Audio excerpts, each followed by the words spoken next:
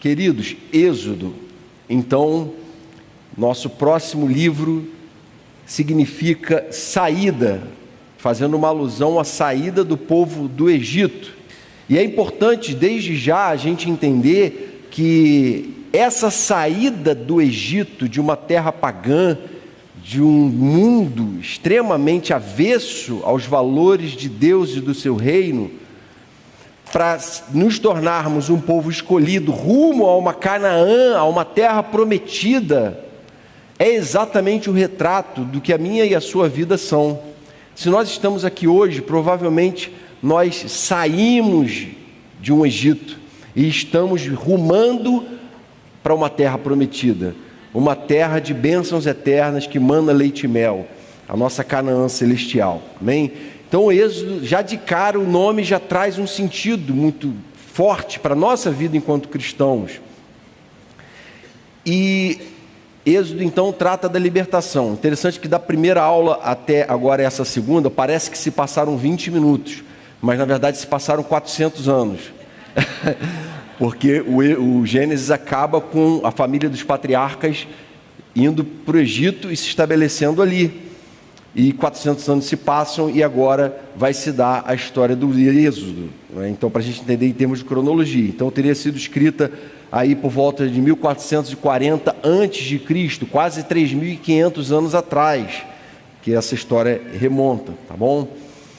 E aí, gente, o principal objetivo de Êxodo é descrever como Deus conduziu o seu povo da escravidão para um relacionamento com Deus, com todas as adversidades do deserto. Alguns irmãos perguntaram agora para o pastor Felipe se vai ser disponibilizada a aula escrita também. Ele vai disponibilizar, talvez a gente coloque no grupo de líderes de células, para eles distribuírem nas células. Essa aula também, eu vou disponibilizar lá. E, enfim, mas de qualquer forma é sempre bom você anotar as coisas que falarem mais ao seu coração, para você não esquecer, tá bom? Mas basicamente tudo que eu vou falar aqui está nessa apostila que eu vou disponibilizar. Então, a história de Moisés é uma história muito marcante. Moisés é considerado um dos grandes líderes de toda a Bíblia, um dos líderes mais importantes, e Moisés viveu 120 anos, e a gente observa que esses 120 anos podem ser divididos em 3 etapas de 40 anos. Os primeiros 40 anos dele, ele viveu como príncipe no Egito, que era uma nação pagã, mas a nação mais próspera da época. E diz a palavra que Deus usou Faraó na sua dispensação, na sua economia, para um propósito de estabelecer e consolidar Israel naquele lugar e fazer Israel crescer ali antes de ser liberto.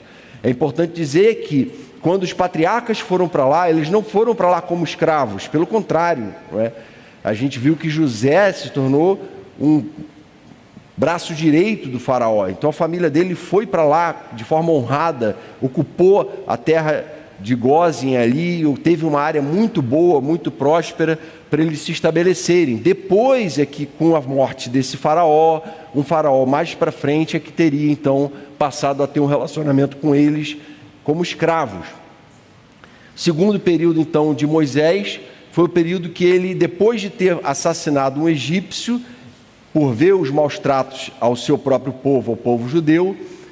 Não vou entrar em detalhes da história de Moisés, a maior parte de vocês conhece, quando vocês leram a respeito da filha do faraó que adotou ele, a mãe colocou ele. A gente não tem como entrar em todos esses detalhes, vai ser uma visão bem panorâmica, mas o importante é isso. 40 anos então, ele, depois de matar o egípcio, foge e se estabelece na terra de Midian, na casa de Jetro, e se casa com uma de suas filhas, tem filhos com ela, e isso ao longo da sua segunda etapa de vida de 40 anos. Então, quando Moisés vai empreender o Êxodo, ele já estava com 80 anos de idade. É importante observar isso, porque teve um seriado aí recente que eu vi, não vou dizer de qual emissora, nem de qual produtora, porque a gente até louva a Deus por essas produções, irmãos, que a maior parte delas é fiel, né, e é edificante. Então, muito cuidado ao criticar, porque toda expressão artística da Bíblia é passível de muitas críticas. E a gente não deve deixar de criticar, não. Mas, como Paulo disse, ouçam tudo e retenham o que é bom, né? Mas o ator do Moisés lá parece que tem uns 37 anos, né? Só que na Bíblia é um pouquinho diferente. E a terceira etapa da vida de Moisés, 40 anos então peregrinando pelo deserto. Aí alguns gostam de dizer que durante os primeiros 40 anos da vida de Moisés, ele pensava que ele era alguém. Ele era um playboyzão do Egito, ele se achava o cara. Aí os 40 anos ele deixou de ser príncipe e virou pastor no deserto, na casa de Jetro. E aí Deus ensinou a ele que ele não era ninguém. E aí foi só depois disso é que ele foi então usado por Deus nessa sua terceira etapa da vida, dos 80 aos 120 anos da sua história.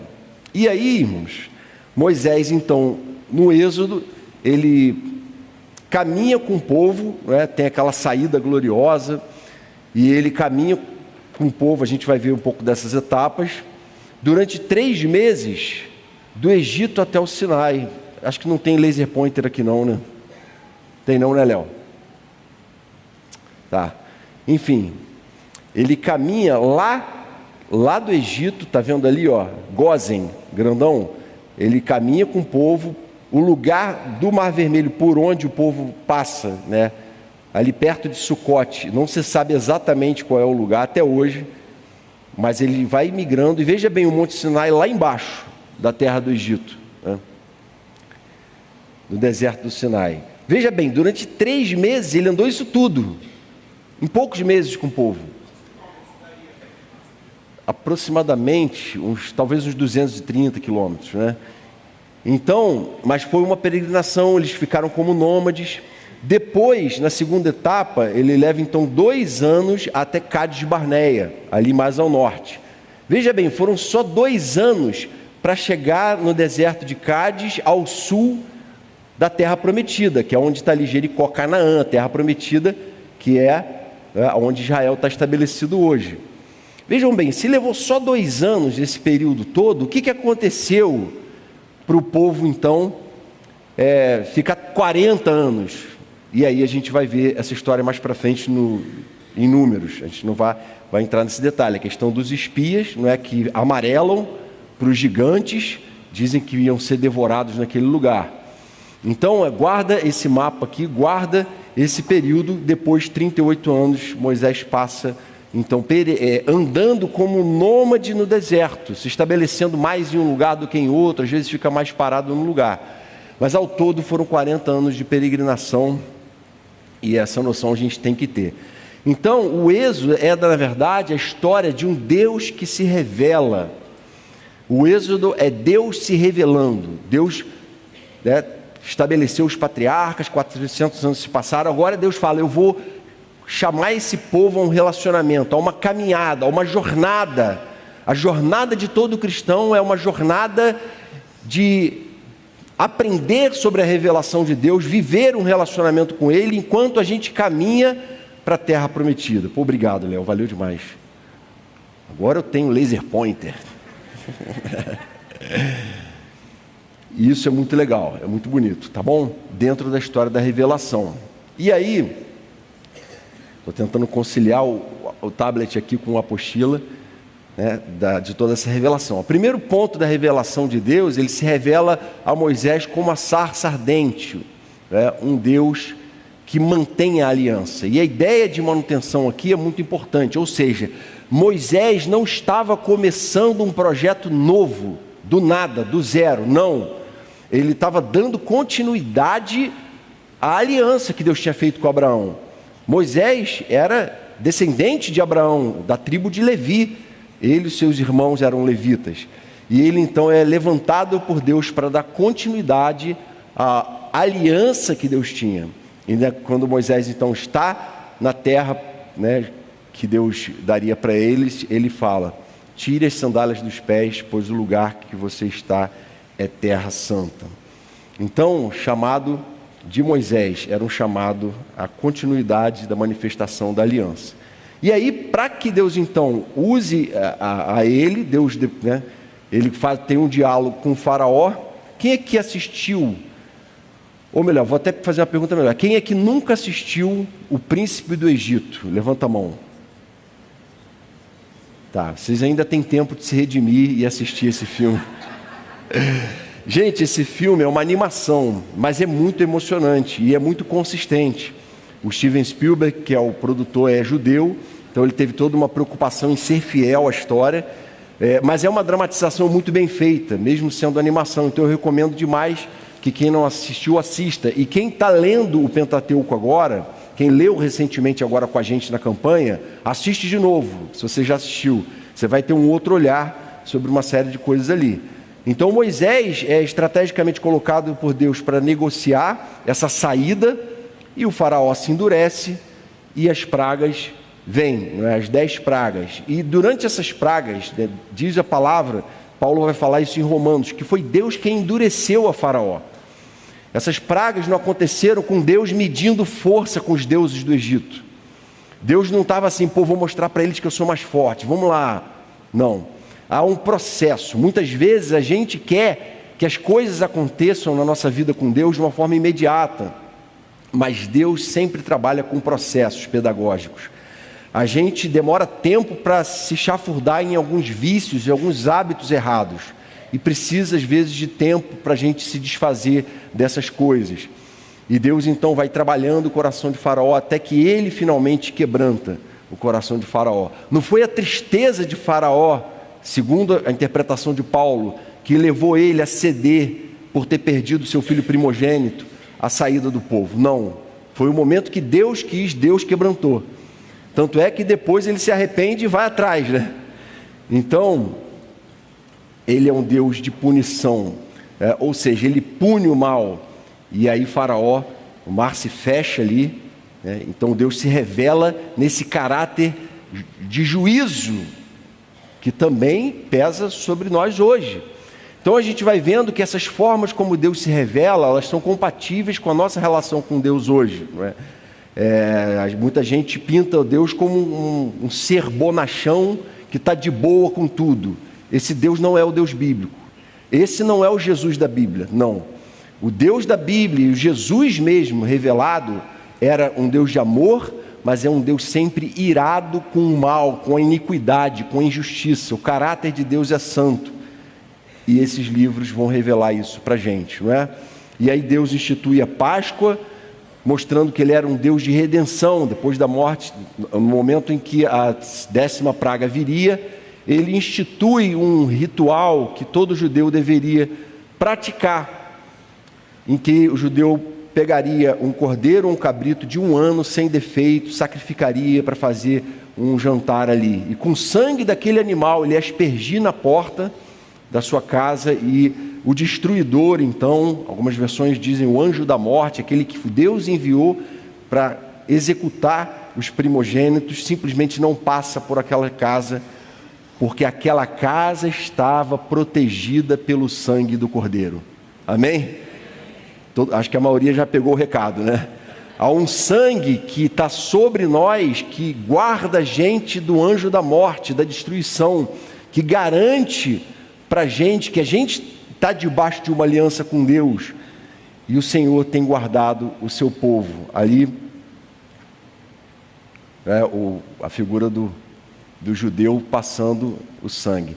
Gente, esse daqui era um ato de fé? Que coisa mais louca é essa? Pegar um sangue e colocar no umbral da porta? Veja bem, existe um Deus se revelando e existe um povo que está aprendendo a ter fé nele.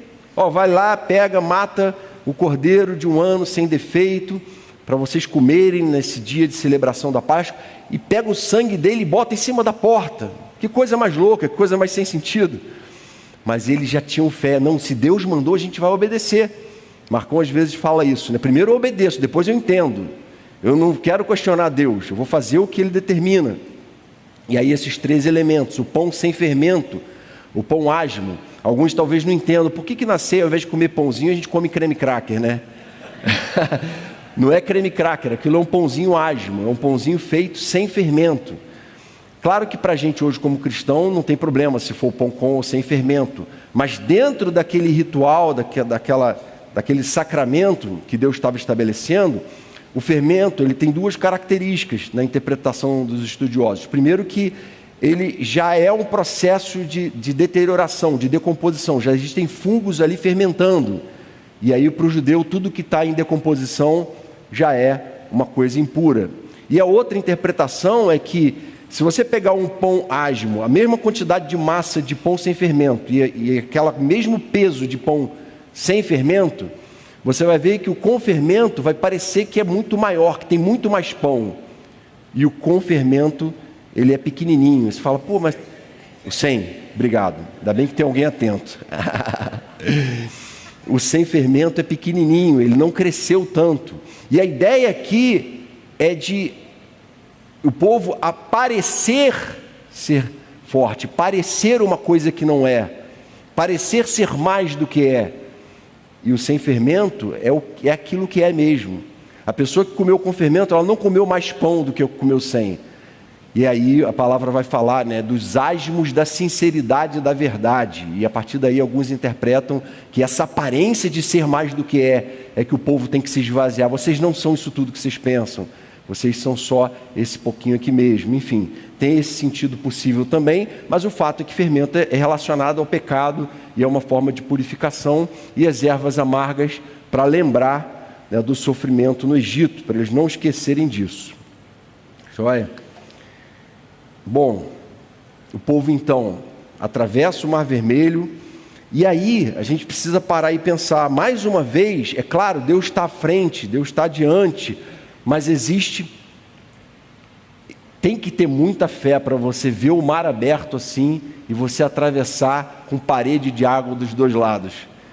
O que garante que a qualquer momento aquele mar não viria, não desceriam aquelas águas e o povo morreria todo ali? Para o povo sair rumando no meio dessas duas paredes de água, o povo estava falando assim, Senhor, eu confio totalmente no Senhor. Eu sei que nas tuas mãos eu estou seguro, eu sei que o Senhor está diante de mim. E esse foi um ato de fé. A palavra fala, sem fé é impossível agradar a Deus, o justo viverá pela sua fé. O Evangelho de João 20:31 fala que muitos sinais foram feitos por Jesus, mas esses foram escritos para que vocês creiam que Jesus é o Cristo, o Filho de Deus, e crendo tenham vida em seu nome. O tempo todo a fé é demandada do povo. Nós somos salvos pela graça mediante a fé. E isso não vem de vocês, é dom de Deus. É verdade que a fé é provisionada pelo próprio Deus, que sequer ter fé a gente é capaz por si próprio. Mas o fato é que sem fé é impossível agradar a Deus. E o objetivo de todo o Evangelho é que a gente desenvolva uma fé no Senhor. Essa aula aqui, todas essas aulas, todo esse curso, toda essa estrutura, a Igreja Oceânica não faz o menor sentido se a gente não estiver aqui como um povo que tem fé num Deus vivo e verdadeiro e todo-poderoso, um povo que tem fé na palavra dele, um povo que ama os seus ensinamentos. Isso tudo faz parte de um ato de fé. Eu tenho que pensar a minha vida, o meu coração, eu tenho que pensar a minha forma de viver família, a minha forma de viver em sociedade, a partir da minha fé no Senhor. A minha fé tem que condicionar todas as coisas. Minha fé num Deus de poder, num Deus que nos faz atravessar mares vermelhos. E aí, irmãos, o Êxodo já vai mostrar para a gente o relato, lá, dos capítulos 16 e 17, não é? Aqui a imagem não ficou com a definição tão boa, não é? Mas a gente consegue ter uma ideia aqui do tabernáculo montado no meio do deserto, é um deserto pedregoso, e o tabernáculo foi essa estrutura de culto que Deus mandou Moisés construir, e Deus deu todo o projeto arquitetônico detalhado para essa construção. E as tribos ficavam acampadas ao redor de forma totalmente organizada. E aqui, Gerson, Coate e Merari, esses três grupos menores aqui em torno do tabernáculo, são os levitas, os filhos de Levi, as tribos, né, dos levitas, tá bom? E durante o dia, a coluna de nuvem ficava sobre o povo, e essa coluna era a presença de Deus. Deus sobrenaturalmente se manifestou através dessa coluna que partia do Santo dos Santos, da Arca da Aliança, sendo um sinal sempre presente de que Deus estava ali, protegendo o povo do calor do deserto também. Há essa possível interpretação. Da mesma forma, à noite, o deserto sai às vezes de 48 graus para 4 graus durante a noite. Ano passado a gente teve a oportunidade de subir o Sinai, eu e Felipe, a gente foi com um grupo, uma excursão, e aí a gente viu que, tinha que sair 1h30 da manhã para subir, para a gente conseguir chegar lá em cima 5h30 da manhã, porque aí a gente vê o nascer do sol e depois desce, para a gente estar aqui embaixo antes de 7. Falei, mas que exagero todo é esse? Para que a gente vai sair de madrugada, né? Pô, que exagero, um frio danado, um frio assim de 10 graus, a gente todo cheio de casaco, né? Gente, 7 horas da manhã, quando a gente chegou lá embaixo, estava um calor insuportável do deserto, né? Então a gente viveu essa experiência, né? Não era 10 da manhã, não, era 7 da manhã mesmo, o sol nascendo, aquele calor já. Então, a coluna de nuvem, né? E o que Deus mostra para a gente, né? Com essa manifestação, com essa presença de um Deus que provê, um Deus que está cuidando da gente em detalhe, até os cabelos da cabeça de vocês. Diz a palavra, estão todos contados, não tenham medo, vocês valem mais do que os pardais. Jesus sempre fez questão de mostrar que Deus, em sua soberania, em sua onipotência, Ele sabe de cada fio de cabelo nosso e está preocupado em nos proteger, em nos guardar. E essa manifestação da provisão de Deus, então, foi muito importante. Tá joia? Bom,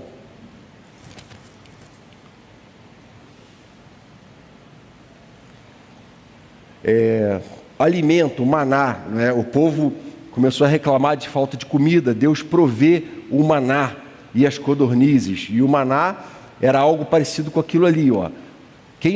Quem conhece aquele sagu, aquela bolinha branca, né, que vende no mercado, os estudiosos entendem que era algo parecido com aquilo, né? Em termos físicos, né? Não de textura. Mas o orvalho caía à noite e de manhã cedo eles chegavam lá, o orvalho secava e estava aquele maná, aquele tipo de farinha um pouco mais grossa, que era consistente, que alimentava eles. E ele não podia ser guardado. E aquele maná alimentou o povo, aquele maná garantiu a vida daquele povo no meio do deserto. E aquele maná, ele veio do céu.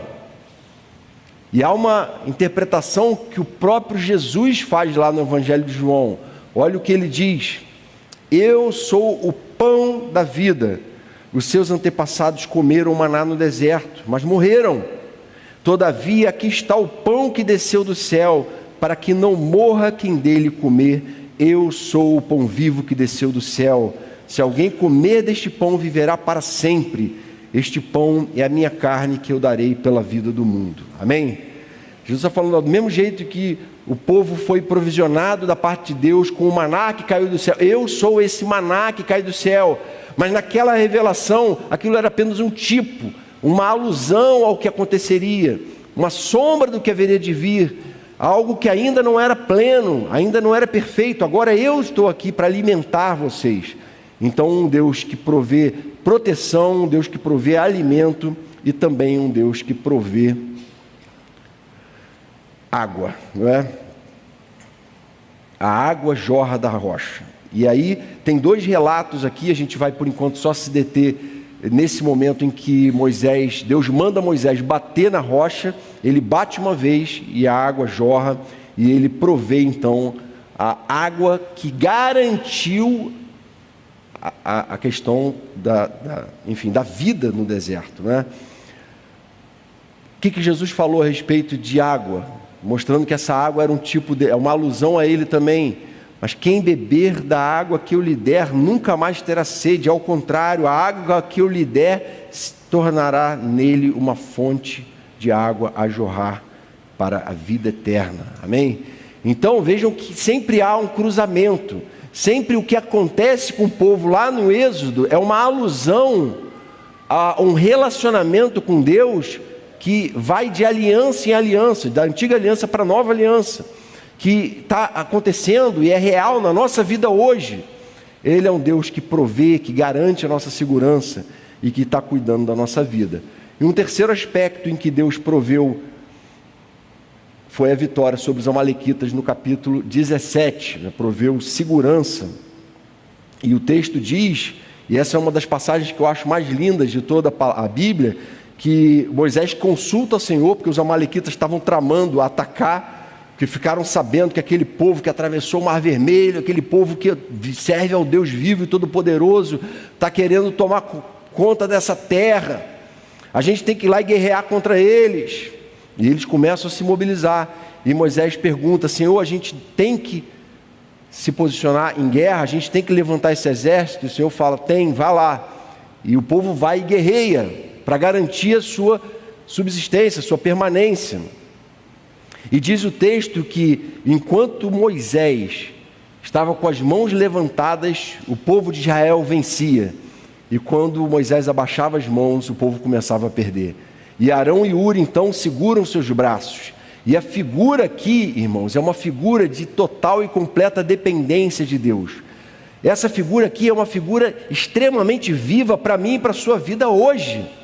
Se eu e você por um segundo pararmos de depender de Deus, de estender nossas mãos a Ele, de adorar a Deus, de buscar em oração resposta, de exercitar a nossa fé, no momento que a gente abaixa a mão e começa a seguir por conta própria, nossas batalhas começam a ser perdidas. Essa é uma constatação, né? E dessa forma Deus mostra esse cuidado dele, ao mesmo tempo ensina para o povo a ser dependente dele, mostra para o povo que eles precisavam aprender a ser dependentes. O que Jesus falou depois? Eu sou a videira e vocês os ramos. Se alguém permanecer em mim e eu permanecer nele, este dará muito fruto, pois sem mim vocês não podem fazer coisa alguma. Sem mim vocês estão lascados. E a gente, como cristão, precisa aprender a ter esse mesmo senso de dependência que o povo, 3.500 anos atrás, tinha. E teve que aprender a ter. Deus se revela também como um Deus de santidade. Então, um Deus de provisão, também um Deus de santidade. Mais uma face de Deus aqui é revelada. E a gente precisa ficar atento à hora para a gente não passar demais. Deixa eu ver aqui, meia hora, acho que estou me enrolando, vamos lá. Um Deus de santidade. Veja bem, quando Deus se manifesta no monte a Moisés, ele determina que ninguém podia tocar a base do monte, só Moisés poderia subir. Existe uma ideia clara aqui de separação que os pecados do povo causam de Deus, do temor que o povo tinha que ter. Eu não posso tocar no monte onde Deus está se manifestando. E Moisés, então, a gente conhece a história, ele sobe, Deus dá as tábuas para ele, né? E essa lei toda, ela revela o caráter moral de Deus.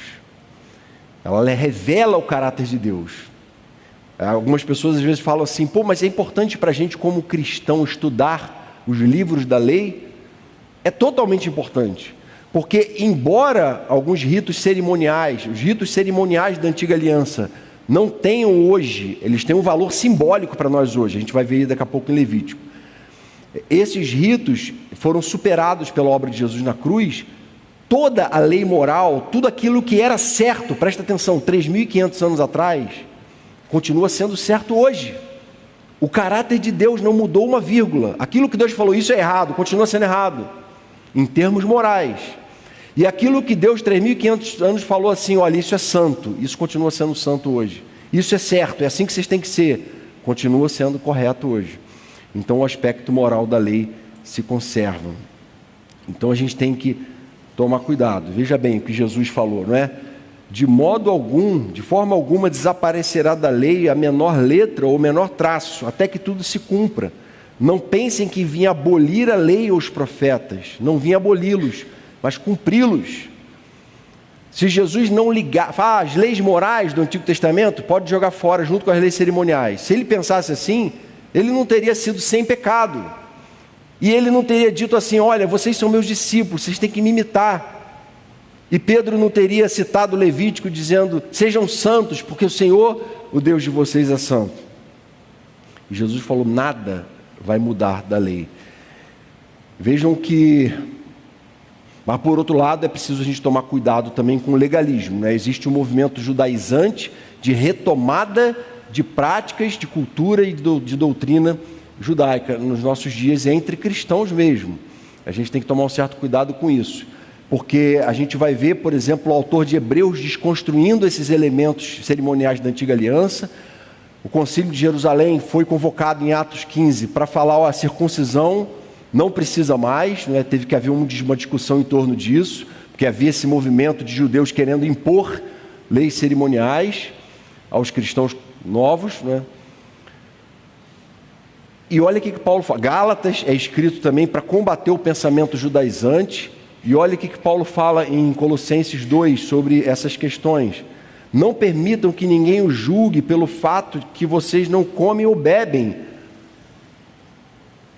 pelo que vocês comem ou bebem, ou com relação a alguma festividade religiosa e a celebração da festa da lua nova ou dos dias de sábado, coisas que a lei tinha instituído.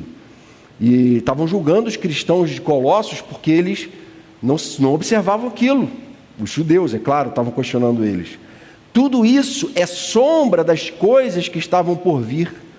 A realidade, ou seja, aquilo que é a figura plena e não a sombra, porém, encontra-se em Cristo. Agora você não precisa mais seguir uma sombra, algo que está fazendo alusão ao que é real. Não, você está diante daquele que é real, o próprio Cristo plenamente revelado. E Paulo corrige isso aí, cuidado com esse pensamento. A gente está vendo esse movimento hoje, daqui a pouco a gente vai falar da novilha vermelha, igrejas nos Estados Unidos, cristãos dos Estados Unidos com fazendas tentando fazer cruzamentos para chegar até a novilha vermelha, porque para apoiar os judeus na reconstrução do terceiro templo, né? Então a gente tem que tomar cuidado, porque a gente entende que esses cristãos estão perdendo um pouco o rumo, e a palavra vai dizer que com isso eles acabam anulando a cruz, anulando a obra de Jesus. Tá bom? E aí, ainda em Êxodo, a gente vai ver que Levítico é um aprofundamento desse tema.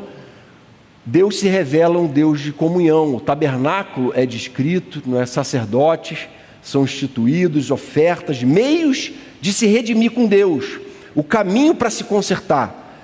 Veja bem, nesse momento, aquelas leis todas cerimoniais, as ofertas que eram para ser trazidas, os sacrifícios que eram para ser feitos, eram meios de se consertar com Deus. Mas a partir do momento que Jesus veio de uma vez por todas trazer um sacrifício superior de si mesmo como cordeiro, tudo aquilo caduca. É isso que o autor de Hebreus vai ensinar para a gente. Agora, o que então desse tempo a gente pode aprender? Gente, isso aqui foi uma foto que eu tirei segunda-feira agora. É interessante que semana passada eu estava preparando essa aula e aí fiz uma pesquisa na internet e vi, caramba, tem uma réplica do tabernáculo lá em Tímina, no deserto, lá em Israel. Pô, como é que eu fui em Israel ano passado e não visitei essa réplica do tabernáculo? Que absurdo! Aí eu botei até uma foto do tabernáculo de Tímina, né, nas dimensões reais, nos slides da aula. Aí segunda-feira eu fui para São Paulo fazer um curso sobre pregação no Antigo Testamento. Olha como é que Deus casa as coisas, né? Na semana que eu tinha que dar essa aula, eu estava lá em São Paulo fazendo. Aí o professor, não, hoje a gente vai fazer um passeio extra classe. A gente vai para o Jardim da Bíblia. Eu não vou dizer onde fica o Jardim da Bíblia, é no Brás. Só que, assim, o endereço exato eu não vou dizer não, tá, gente? Brincadeira, fica naquele templo de Salomão. E eu fiquei surpreso, gente. O templo de Salomão mesmo não tem muito a ver com o templo de Salomão, não. Ele é muito maior, não guarda as dimensões, a arquitetura, tem outra proposta. Mas o terreno do templo lá tem algum museu com peças das novelas da Record expostas, né? O indumentária usada pelos atores, né? Muito interessante a visita, é uma imersão, né?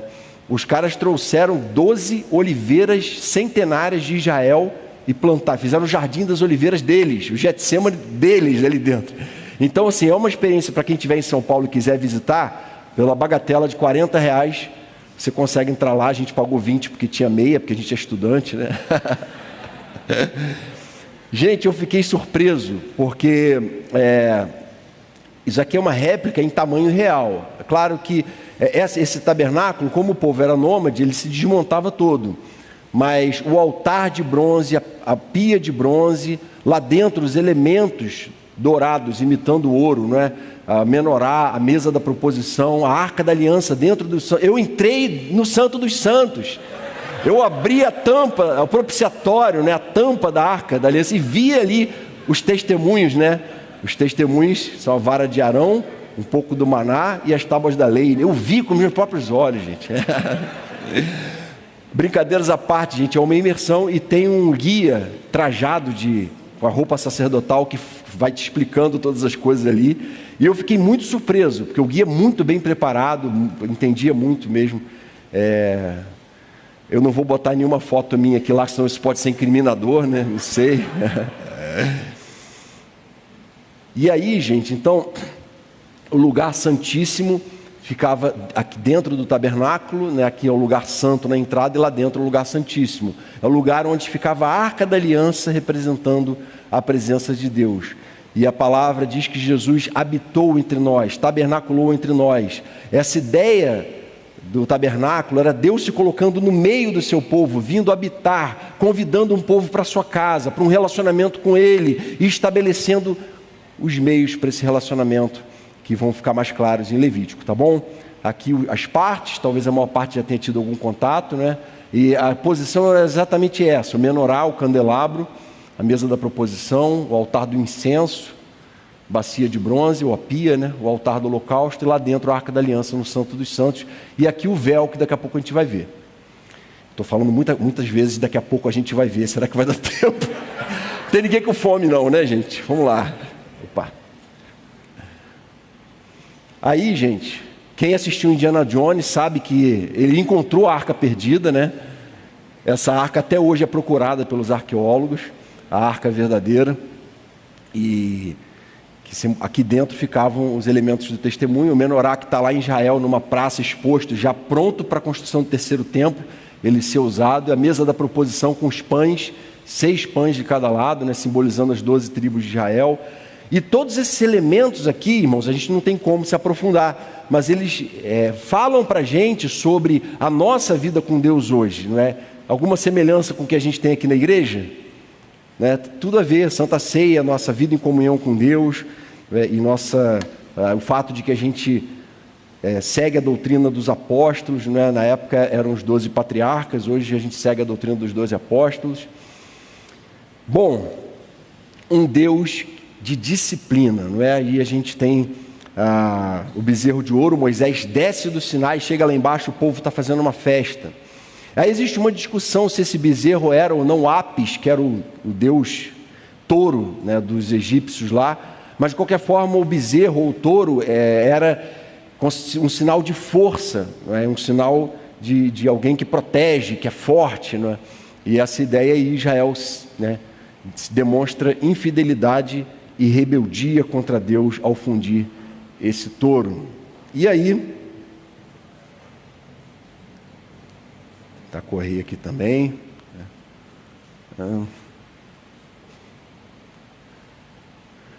33, Êxodo 33 é um dos textos mais lindos de toda a Bíblia. A gente já pregou aqui, alguns já talvez tenham estudado, né?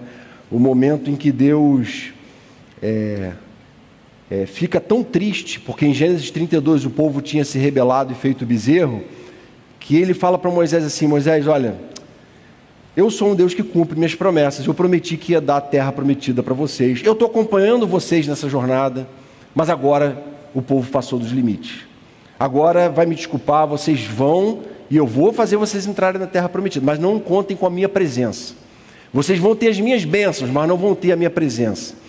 E aí Moisés fica transtornado com aquilo, e ele faz uma oração de clamor a Deus pelo povo, e ele diz assim: Senhor, se o Senhor não for conosco, não nos faça subir. Como se saberá que eu e o teu povo podemos contar com o teu favor se não nos acompanhares?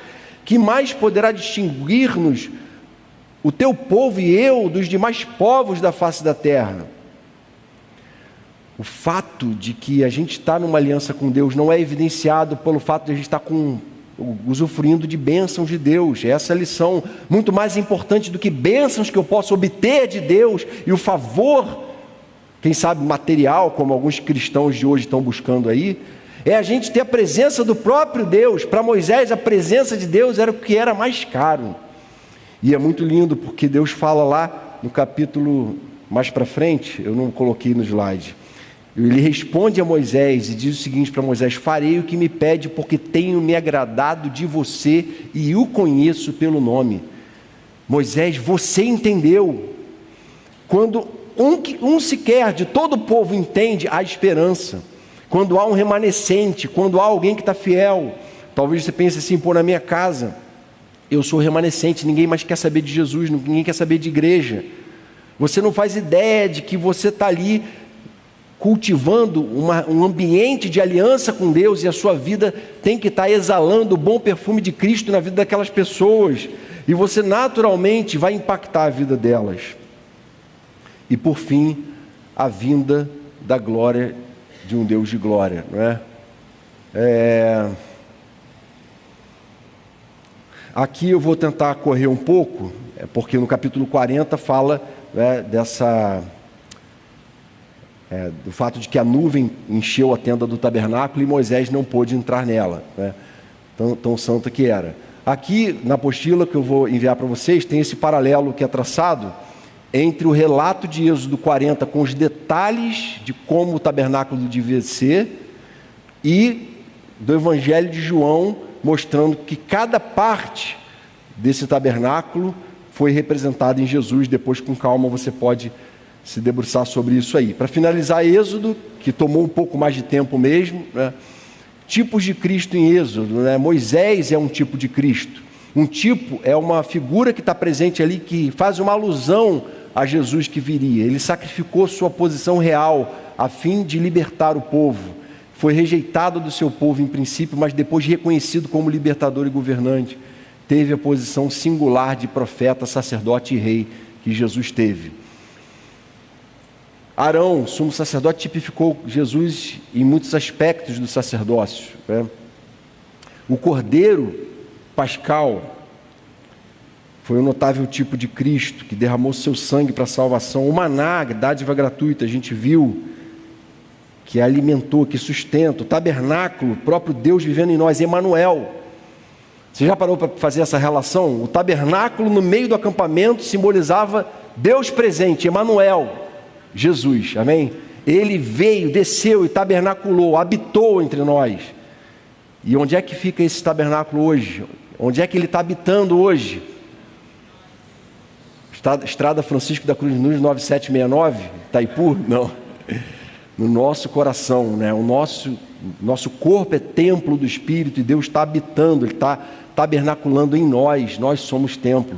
E aí, gente, a gente passa para o próximo livro, que é Levítico, de Levi, da tribo de Moisés, tribo a qual Moisés pertencia.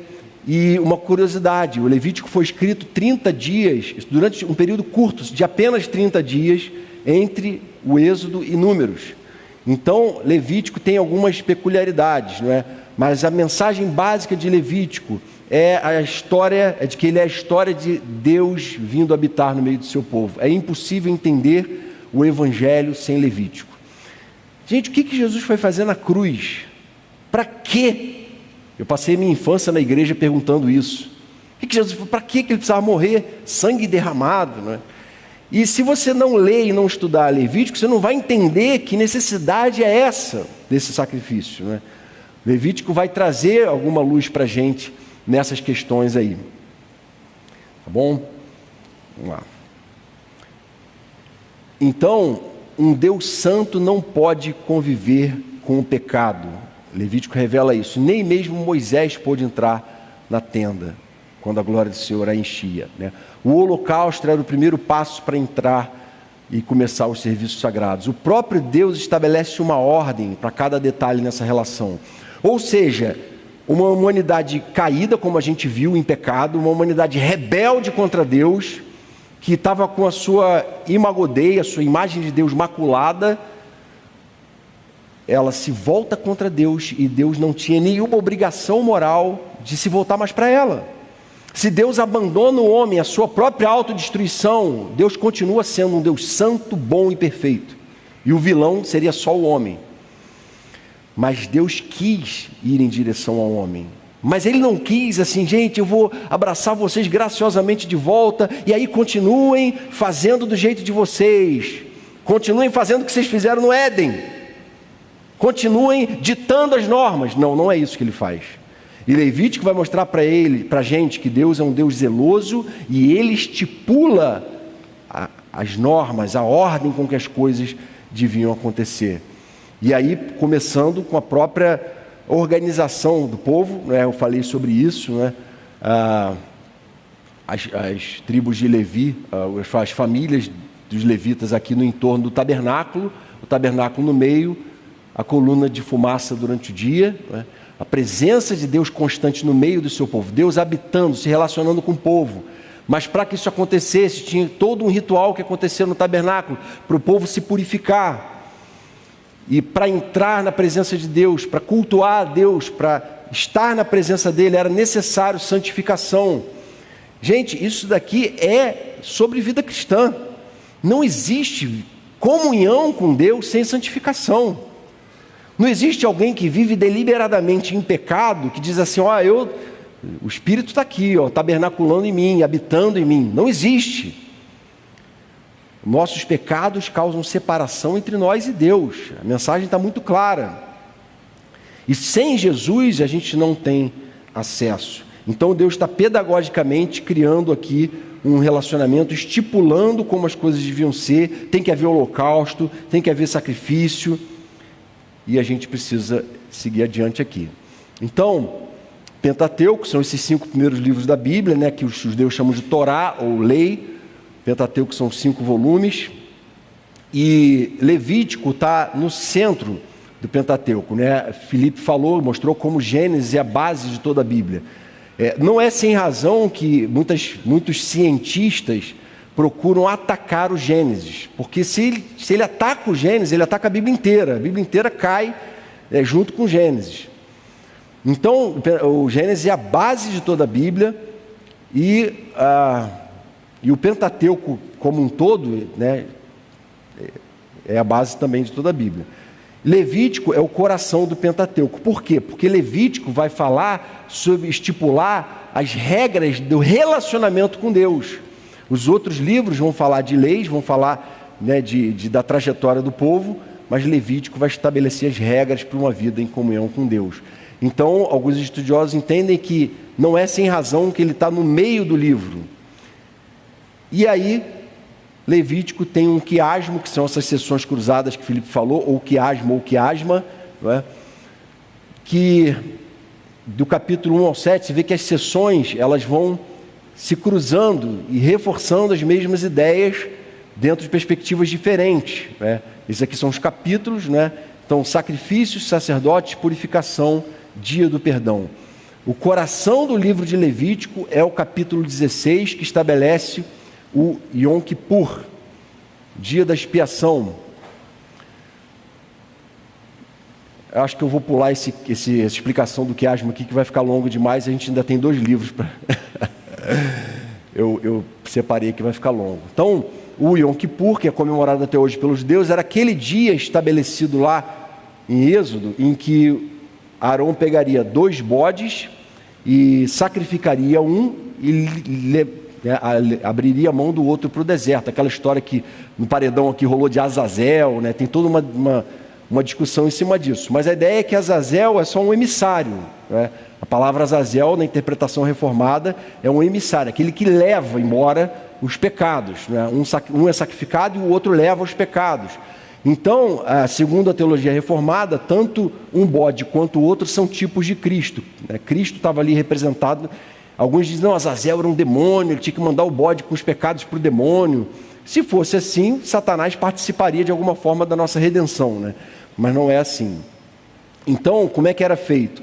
As 2 mãos da pessoa eram colocadas, as 2 mãos de Arão eram colocadas sobre a cabeça do bode, e ele confessava as iniquidades e rebeliões dos israelitas, todos os seus pecados, e colocava eles sobre a cabeça do bode. Em seguida, enviava o bode ao deserto. Uma surpresa desse módulo que eu fiz agora lá estudando é que a cordinha, sabe aquela história da cordinha que era amarrada na cintura? Aí se Arão, o sumo sacerdote, entrasse no Santo dos Santos para fazer esse ritual na presença de Deus lá, morresse fulminado por causa da santidade da presença de Deus, o pessoal ia ouvir a sinetinha tinha parado de balançar e ia puxar ele. Você já deve ter ouvido aqui essa história. Eu descobri que isso é uma lenda lá do século XIII, que não existe nenhuma base bíblica para essa cordinha aí. Eu sei que eu desconstruí aí anos de escola dominical na cabeça de muita gente. Tá bom, gente? E tudo isso, gente, vejam bem, é uma alusão a Cristo, né? Tinha um dia no ano que é o Yom Kippur, um dia de perdão, 10º dia do 7º mês. Hoje, qual é o dia de a gente receber o perdão de Deus, de a gente se aproximar dele? Qual é o nosso Yom Kippur? Qual é o nosso dia do perdão? É hoje, é sempre hoje, porque Cristo está acessível a nós hoje. O véu foi rompido, nós temos acesso, e não tem cordinha, não tem nada que vai fazer a gente cair fulminado pela graça e bondade de Deus, amém? Essa é a garantia que a palavra dá para a gente. Agora, por um lado, a gente não precisa sacrificar bode, mas por outro, a palavra diz que a gente tem que continuar confessando. A confissão é parte do culto a Deus. Então, fiquei a semana inteira sem confessar, não confesso meus pecados, não reconheço, vim para o culto, não confessei no culto também. Que culto é esse? Que não há confissão de pecado. Não existe vida cristã sem confissão de pecado. Aquela prática precisa ser mantida. Tá joia? Só ver até onde eu vou aqui. 12:30, tá? 20 minutos, tá, irmão? Bom, purificação pelo sangue, algumas coisas importantes ensinadas em Levítico. O salário do pecado é a morte, não é? Não existe remissão sem derramamento de sangue. A ideia de que o pecado forçosamente trouxe morte sobre a humanidade. E é preciso que por causa do pecado alguém morra. E aquilo tinha uma pedagogia. A pessoa tinha um animal do seu rebanho. Aquele animal, quem tem gado, né? Principalmente naquele contexto, as pessoas não tinham muito gado, elas tinham pouco. Então elas acompanhavam o nascimento do animal. E elas se envolviam de algum modo até afetivamente, podia ser em alguns casos. E aquele animal tinha um valor enorme. Hoje talvez alguns considerem minha casa, meu carro. Naquela época não tinha casa nem carro, era o animal. O animal era o bem de grande valor deles. E pegar um animal sem defeito, que eu vi nascer, que eu criei, né, o pai e a mãe dele ali, e trazer esse animal com um animal que é o melhor do rebanho, que é sem defeito nenhum, e trazer e sacrificar, aquilo tem uma perda material, aquilo tem uma perda talvez afetiva. Existe um envolvimento, colocar as mãos sobre ele, confessar meus pecados. E um dado interessante, era a pessoa que estava se consertando com Deus, que pegava a faca e cortava o pescoço do animal. E era sempre o pai, o homem que ia como representante de uma aliança. Essa é uma ideia muito forte na teologia bíblica da aliança, de que o homem, assim como Adão, no momento que Deus vai até o jardim do Éden para conversar com Adão e Eva, ele procura Eva, que tinha primeiro feito a bobagem? Não, ele procura Adão. Por quê? Porque Adão era o representante. Deus fez uma aliança com Adão e Eva através de Adão. Adão tinha que prestar contas da liderança dele como homem dentro da casa. E essa ideia é uma ideia presente ali também. Então o homem ia representando o seu lar, confessar os pecados e matar aquele animal em sacrifício, não é? E tudo isso apontando para Cristo. Olha aqui que o autor de Hebreus fala, e Hebreus à tarde, pastor Daniel vai falar um pouco sobre isso. Quanto mais o sangue de Cristo, que pelo Espírito eterno se ofereceu de forma imaculada a Deus, purifica a nossa consciência de atos que conduzem à morte, para que sirvamos ao Deus vivo. Amém? Então vejam que há uma transição entre a teologia da antiga e da nova aliança. Pela graça nós somos salvos. Eu vou correr um pouco aqui. Citação aqui de Levítico, está bem clara lá em 1 Pedro, né? Está escrito: sejam santos porque eu sou santo. Existe uma teologia hoje aí na praça que banaliza a graça, né? Não tem nada a ver não, venha como está e fique como está. Agora nós somos uma igreja inclusiva. Gente, essas pessoas vão prestar contas a Deus, esses líderes vão prestar contas a Deus. O ideal bíblico de pureza sexual, as leis de pureza sexual estão descritas de forma muito detalhada lá em Levítico 18. E aí a gente vai para a nova aliança e vê que nada daquilo é desfeito. Tudo é reiterado. A vontade de Deus, segundo Paulo, em Tessalonicenses, é que vocês sejam santificados e que se abstenham da imoralidade sexual. Cada um saiba controlar o seu próprio corpo de maneira santa e honrosa, não dominado pela paixão de desejos desenfreados, como os pagãos que não conhecem a Deus. Veja bem, Paulo está contrastando o povo de Deus com os pagãos, para falar assim, olha, existe uma separação, essa separação na nova aliança não deixa de acontecer. Qual é a mensagem de Levítico? Vocês são diferentes, vocês têm que ser santos, vocês têm que tomar esse cuidado de entender a identidade de vocês não podem imitar a prática desses povos. E o deserto se torna uma escola para isso, não é? E aí a nossa cultura abriu a porteira para deixar todo tipo de perversidade e promiscuidade entrar, não é? Eu não sei se já viram esse tipo de fala aí pela internet, mas eu já vi coisa assim, gente, nem todo político é corrupto, nem todo pastor é ladrão, nem todo homossexual é promíscuo. Não entendeu o que é promiscuidade à luz da Bíblia, né? Então, uma sabedoria aparente que na verdade não tem nada a ver com aquilo que a palavra ensina, né? A seriedade de assumir a liderança é outro tema importante em Levítico. O que acontece com os filhos de Arão, Nadab e Abiú? Oferecem fogo estranho. Segundo alguns intérpretes, eles estavam embriagados e entram para o serviço embriagados. E o fogo estranho não se sabe ao certo o que é, mas possivelmente era um fogo que não era tirado do altar lá da frente, onde os animais eram sacrificados.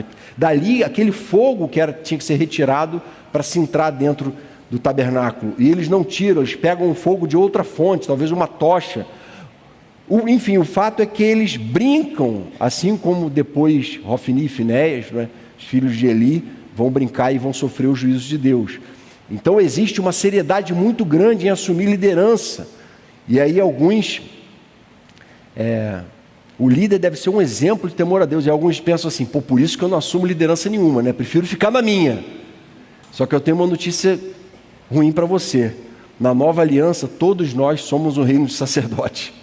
Não existem pessoas que não são sacerdotes na perspectiva da nova aliança. Então cuidado, você já é e nem sabe, né?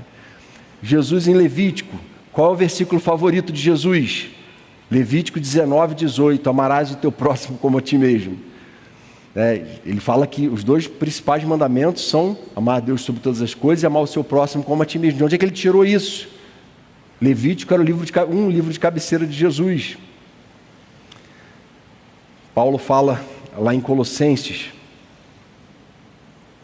pois foi do agrado de Deus que nele, em Jesus, habitasse toda a plenitude, por meio dele reconciliasse consigo todas as coisas, tanto as que estão na terra quanto as que estão nos céus, estabelecendo a paz por meio do seu sangue derramado na cruz. Jesus não veio para dizer assim, olha, aquelas leis cerimoniais são tudo bobagem. Não, eu vim cumprir aquelas leis. Eu sou esse que vou derramar o meu sangue. E ele derrama o seu sangue, com isso ele faz isso para reconciliar todas as coisas, para redimir todas as coisas, né, com o Pai. Tipo de Jesus em Levítico, a função oficial de Arão. Arão é um tipo de Jesus, de Cristo, né? O ministério sacerdotal que Jesus recebeu é superior ao deles, como também a aliança, da qual ele é mediador, é superior à antiga, porque se baseia em promessas superiores. Está falando assim, olha, tudo aquilo foi muito bom, foi muito importante, considerando uma revelação progressiva de lá até aqui. Deus foi se revelando progressivamente.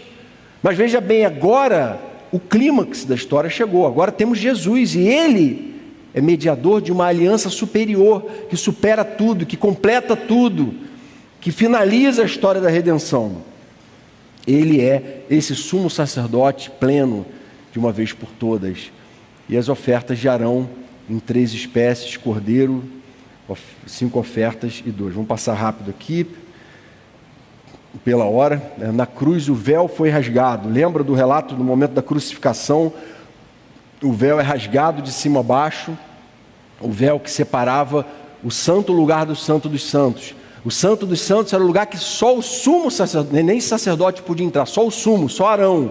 E aqueles que assumiram como sumo sacerdote depois dele poderiam entrar uma vez por ano. A Arca da Aliança ficava lá dentro, ninguém podia entrar, só ele uma vez por ano. Tá joia? Vamos lá então, Números. Traz diversas estatísticas importantes, por isso o nome é Números, mostrando que para Deus essa é uma questão importante. Ai, que absurdo, a igreja não tem que se preocupar com números. Tem sim, é importante. Os números podem sim envergonhar ao povo de Deus como mau testemunho, ou podem glorificar a Deus.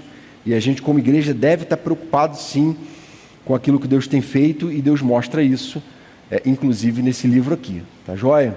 Então, após 2 anos de peregrinação, o povo então acampa em Cádiz, e ali Deus envia os espias para espiarem a terra. Um líder de cada tribo é enviado, aquele mapa lá do início, que eles estavam já no sul ali da terra prometida de Canaã.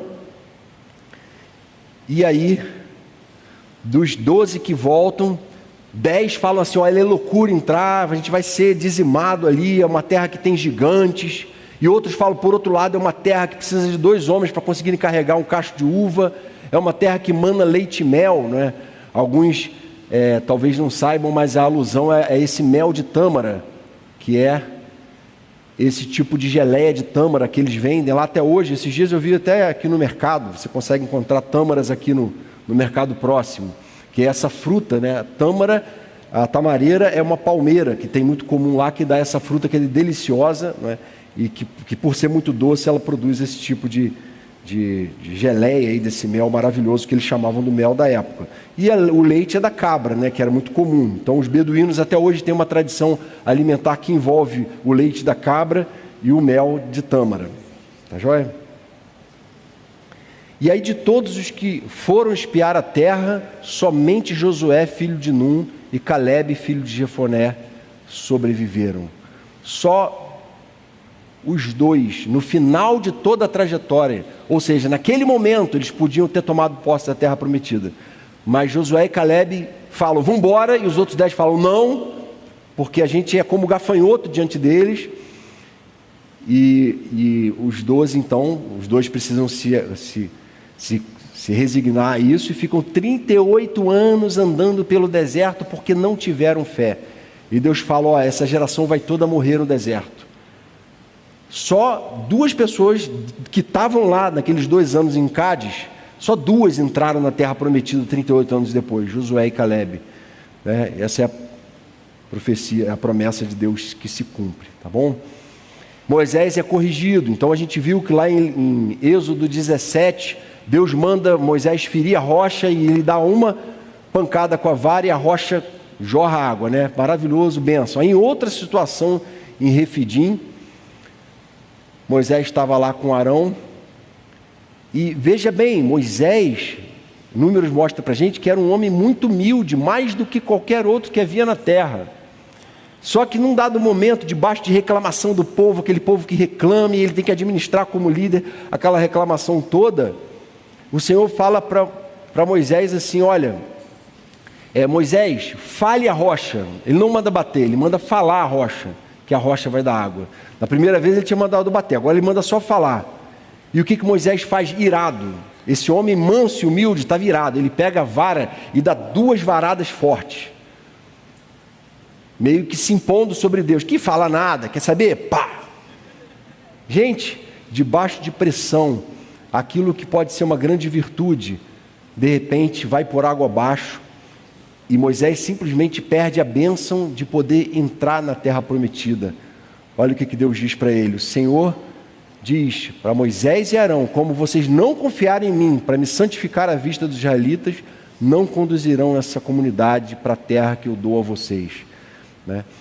Então um ato que aparentemente simples pode fazer a gente colocar tudo a perder. Entendem que o que esses livros estão mostrando para a gente é zelo nas pequenas coisas. Nós, como povo de Deus, precisamos ter zelo nas pequenas coisas. Não existe pecadinho. Nossos pecados, por menores que sejam, podem trazer, e invariavelmente trazem, grandes tragédias para a nossa vida. E a gente precisa ter muito temor a Deus. É claro, gente, nosso Deus é um Deus gracioso, Ele não vai tirar a nossa salvação por causa disso. mas isso pode trazer grandes danos e grandes prejuízos para a nossa vida. A falta de zelo, num momento, num lapso, a gente pode pôr tudo a perder, né? Tipos de Jesus inúmeros.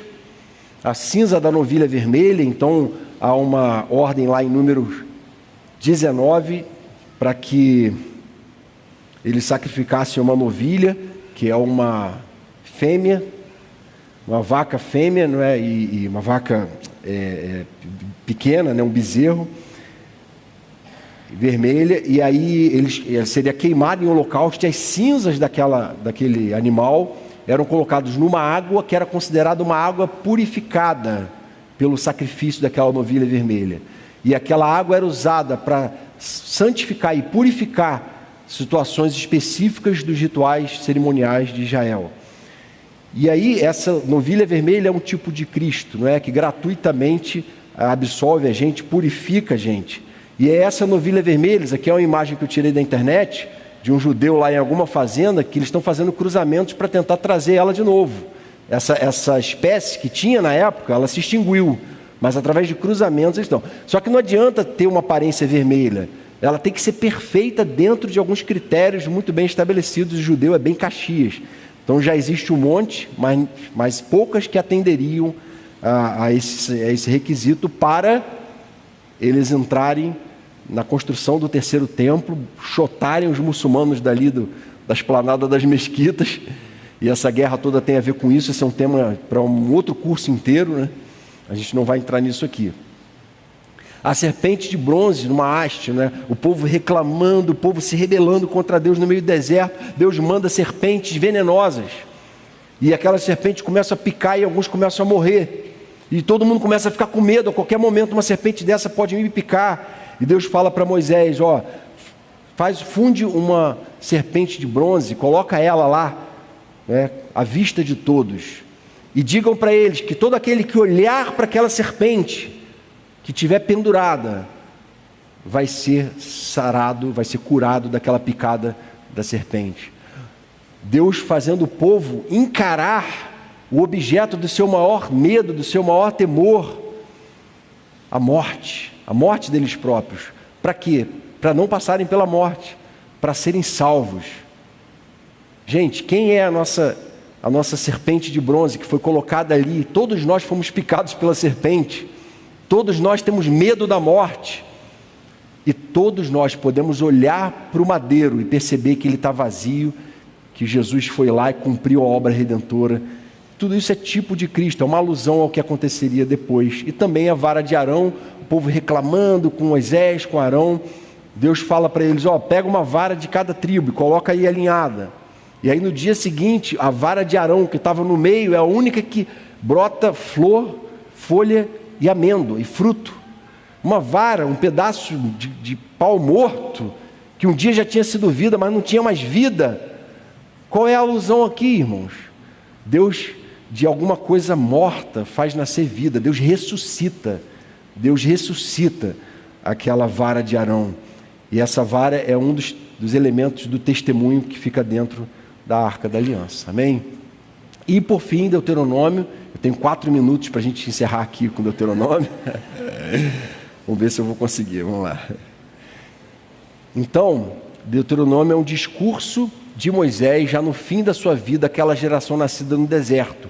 Todos aqueles que estavam lá, que tinham desconfiado 38 anos atrás, morrem, né? E agora os filhos deles, que tinham nascido no deserto, uma geração toda que estava aí na fase dos, no máximo 40 anos, perto de 40, né? Galera que tinha nascido lá, que não tinha vivido o Egito, né? Essa nova geração precisa nascer. E Moisés então está preocupado em assegurar a fidelidade. A preocupação era a seguinte: cara, esse povo vai entrar numa terra que é cheia de paganismo, que é cheia de prostituição cultural. Felipe falou aqui, não é? Das coisas bizarras. Aquilo era comum. Todo tipo de perversidade, de maldade, isso é tudo muito comum. Se meu povo entrar ali despreparado, eles vão se contaminar, eles não vão ter ferramentas doutrinárias para lidar com aquilo, eles não vão entender ainda a identidade deles. Então Moisés falou: cara, eu tem tanta coisa que eu registrei até aqui, eu preciso fazer um registro final que vai ser uma espécie de resumo, é uma repetição concisa da lei, para falar assim, vai ser um livro menor, que eles vão conseguir decorar. Não sei se você sabe disso, mas até hoje o judeu com 13 anos de idade, ele participa do bar mitzvah. E o judeu ortodoxo, com 13 anos de idade, ele precisa decorar toda a lei. Ele precisa ter pelo menos, se eu não me engano, do Deuteronômio. Não lembro se é de Gênesis até Deuteronômio, mas todo o Deuteronômio ele tem que ter decorado com certeza, para poder provar que decorou e aí participar do bar mitzvah. Isso é o ortodoxo, nem todo judeu faz isso mais, né? Então, é interessante que Deuteronômio é citado mais de 50 vezes no Novo Testamento. Ou só Isaías e Salmos são mais citados do que Deuteronômio, para vocês terem uma ideia da importância que esse livro teve na época. E aqui está escrito, não é? Deixa eu ver o que está escrito aqui, ó. Ih, gente, acho que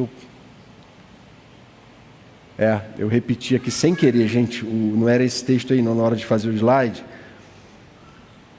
O texto que deveria estar aqui são os 3 versículos antes do 4, é o 1, 2 e o 3, tá bom? Quem quiser corrigir aí. Não, tá certo, aqui a referência está certa, mas o texto está errado, aqui é o 7, 8 e 9, enfim. Vou ler aqui. Ouça, ó Israel, o Senhor, o nosso Deus, é o único Senhor. Ame o Senhor, seu Deus, de todo o seu coração, com toda a sua alma e com todas as suas forças. Que todas essas palavras que hoje lhe ordeno estejam no seu coração. Então, isso aqui é o início desse texto que eu acabei de ler. Ouça, ó Israel. Ouça em hebraico é Shema, Shema Israel. Ouça, ó Israel. E essa é uma oração que o judeu ortodoxo faz todos os dias. A oração desse trecho, que infelizmente eu não citei, que são os versículos anteriores, tá joia? E aí depois que ele fala isso, o que ele fala? Não é? Questão da teologia da aliança. Ensine essa palavra com persistência aos seus filhos, fale delas quando estiver andando em sua casa e quando andar pelo caminho, quando se deitar e quando se levantar, amarre-as como sinal nas suas mãos, prenda-as na testa, escreva-as nos batentes das portas de sua casa e nos seus portões. Ou seja, essas palavras, elas vão ser vividas pelos pais, e os pais vão ter que estar preocupados em constantemente, de forma persistente, ensinar ela aos seus filhos. Essa regra não é para vocês que são adultos, que entendem, não. A igreja, o povo de Deus, não é constituído pelos adultos que entendem as coisas, não. Nossos filhos, quando nascem, já nascem debaixo de uma aliança com Deus. Na antiga aliança, ao 8º dia, o judeu precisava ser circuncidado, como prova de que ele nasceu debaixo de uma aliança com Deus. Filho de judeu, judeuzinho é.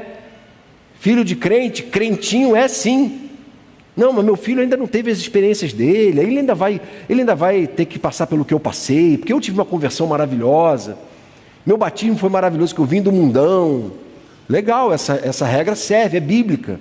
Mas há também uma regra em que nossos filhos devem ser vistos dentro de uma aliança em que, desde que eles nascem, eles são ensinados a viver dentro de uma aliança com Deus. Ah, mas tem crianças que cresceram na igreja e depois se desviaram. É verdade. Mas essas crianças, elas depois vão responder diante de Deus. O papel dos pais tem que ser feito, que é discipular, pastorear. E aí cada um na idade adulta vai prestar contas a Deus das decisões que está tomando, e os pais já não são mais responsáveis. Tá joia? Não vou aprofundar mais muito. Paulo vai falar então sobre essa questão da aliança no Novo Testamento, na nossa interpretação reformada, né? Paulo diz que até o marido descrente, no convívio com a mulher, é santificado. O ambiente da casa se torna um ambiente debaixo de uma aliança. Os filhos dessa mulher não são impuros, eles já são santos, porque são filhos dela, entendeu? Porque ela se converteu. E a gente tem essa mesma perspectiva da aliança no Novo Testamento. Mas é claro, ao Senhor pertence a salvação, né? A educação é uma responsabilidade nossa como pais. E para a gente encerrar e conseguir acabar só 3 minutos atrasado, e a gente liberar para o almoço. E aí, olha que manifestação da graça de Deus a Moisés, né? Moisés estava em vias de morrer e ele sobe até o Monte Nebo, e o Monte Nebo, pela altura dele, se consegue avistar boa parte da terra prometida, boa parte de Canaã. O Monte Nebo fica na Jordânia, país vizinho de Israel, né? Do outro lado do Mar Morto. E aí, daqui, ó, essa tábua que tem lá no Monte Nebo hoje, mostra onde fica cada tribo, tá vendo? Que pode ser avistada desse monte, os locais da tribo. E Moisés, então, dali, olha o que o texto fala, ali o Senhor lhe mostrou a terra toda. O Senhor lhe disse, esta é a terra que jurei a Abraão, a Isaque e a Jacó, quando lhes disse, eu a darei aos seus descendentes. Permiti que você a visse com seus próprios olhos, mas você não atravessará o rio, não entrará nela. Fala assim, olha, eu estou mantendo os juízos que eu trouxe para você e para Arão, vocês também não vão entrar não, mas eu estou te permitindo, pela minha graça, Moisés, ver essa terra com seus próprios olhos. Isso é muito lindo. Deus não tinha obrigação de mostrar a terra para Moisés, mas ele faz questão de mostrar e dizer, eu estou te mostrando. Moisés não viu a terra, ele não entrou na terra prometida, ele não atravessou o rio, mas a gente vai ver ele na Canaã celestial, amém, irmãos? Então isso é maravilhoso. Profecia messiânica para encerrar, levantarei no meio dos seus irmãos um profeta como você, em cuja boca porei as minhas palavras, ele dirá a vocês tudo o que eu lhe ordenar. Se alguém não ouvir as minhas palavras, que o profeta falar em meu nome, eu mesmo lhe pedirei contas. Falando a respeito do advento de Cristo, da obra que Jesus cumpriria depois